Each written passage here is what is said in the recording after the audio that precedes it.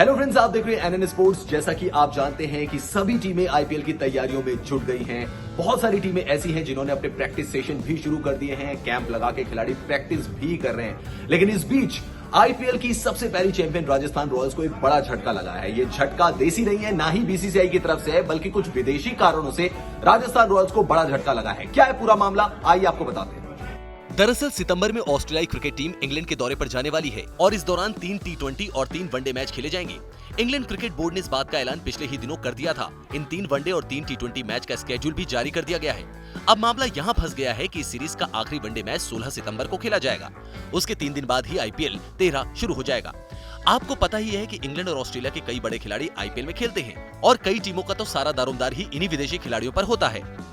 तो सबसे बड़ा सवाल यही है कि इस सीरीज से आईपीएल पर क्या असर पड़ेगा। एक सवाल यह भी है कि जब सीरीज 16 सितंबर को खत्म हो जाएगी और आईपीएल 19 सितंबर से शुरू होगा, तो फिर इसका असर आईपीएल पर कैसे पड़ेगा।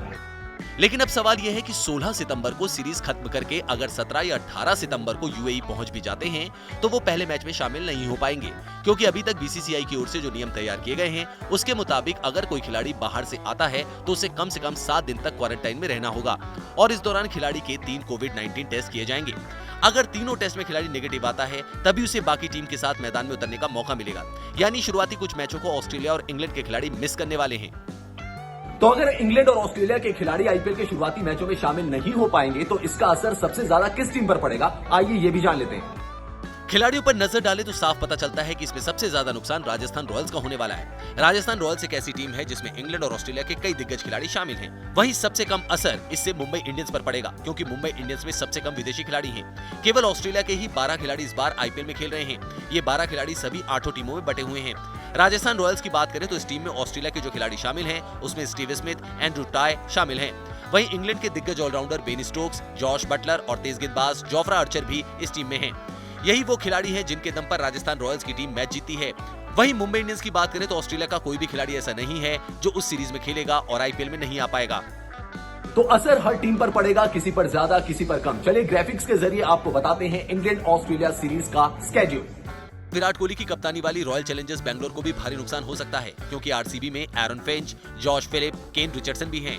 एरन फिंच आरसीबी के बड़े खिलाड़ी हैं। वहीं कोलकाता नाइट राइडर्स को तो अपने सबसे महंगे खिलाड़ी से ही शुरुआती मैचों में हाथ धोना पड़ सकता है। पैट कमिंस को केकेआर ने पिछले साल हुए ऑक्शन में सबसे ज्यादा दाम पर खरीदा था, वो भी शुरुआती मैच में नहीं खेल पाएंगे। सनराइजर्स हैदराबाद को तो अपने कप्तान डेविड वार्नर के बिना ही पहला मैच खेलना पड़ेगा। वहीं मिचेल मार्श भी टीम में नहीं होंगे।